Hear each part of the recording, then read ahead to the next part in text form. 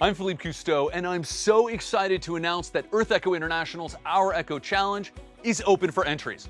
Over the last 40 years, 50% of the biodiversity on Earth has been lost. This presents an enormous threat to the future of our planet, and the OurEcho Challenge empowers students to protect and restore biodiversity and, crucially, get the funding to do it. I feel so inspired and encouraged that there are young people who are pushing the adults to make a lasting change.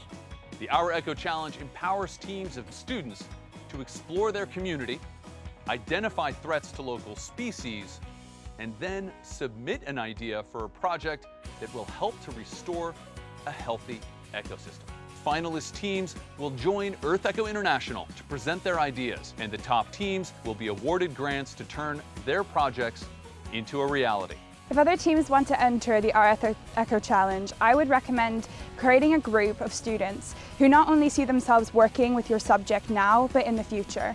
Go to www.ourechochallenge.org and register your teams to join our STEM competition and submit your plans to change the world.